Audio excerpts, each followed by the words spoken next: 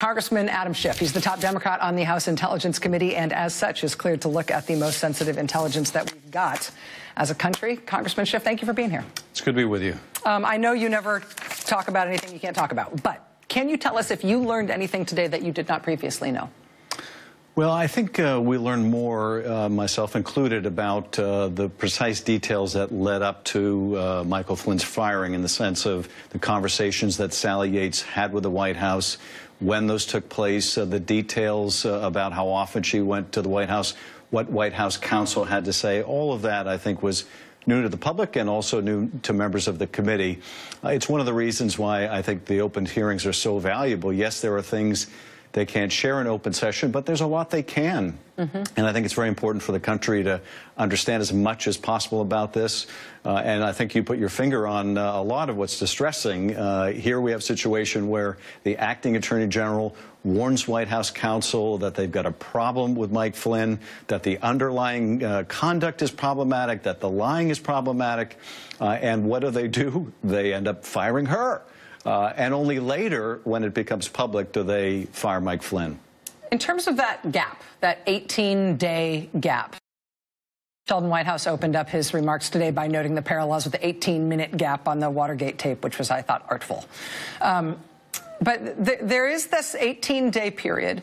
We know that the House Oversight Committee asked the White House for documents related to Flynn's time in the White House. They asked it in a specific way, getting at a specific thing that they were looking at. But we know that the White House responded by handing over 0 documents.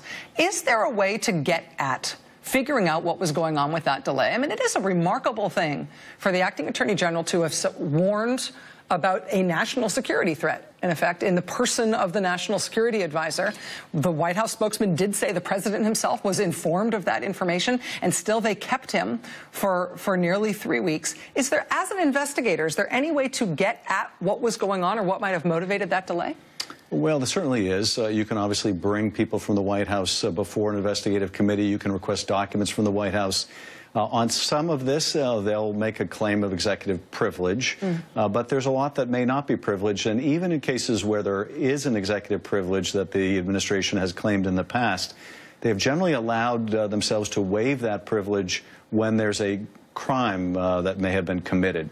So if there's an issue whether Mike Flynn lied to the FBI during that interview, all we know publicly is that he was interviewed by the FBI, but we also know that he accepted money he may or may not have been legally allowed to, and didn't report the receipt of that money. So there are a lot of issues I think Congress really needs to delve into. Some of those are plainly within the sphere of our investigation in the House Intelligence Committee. But, you know, there are a number of answers, plausible answers to why it took 18 days. It may be that, as the White House would like to claim, they were doing their fact-finding, or it may be the president was witting of what Mike was doing, or the president was approving of it, or the president was perfectly fine with Mike Flynn lying to the vice president, or the vice president misleading the country. All of that was perfectly fine as long as the public didn't find out about it. That certainly seems to be part of the answer.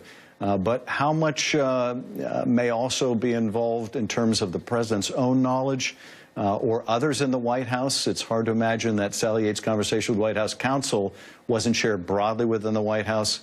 Those are things I think the public really has a right to know. Especially with the White House itself admitting that the president was informed about the nature of that discussion. I want to ask you about one thing that you actually singled out today. You singled out these remarks from Sally Yates about Flynn's underlying conduct. I just want to replay that piece from the hearing, get your comment on this.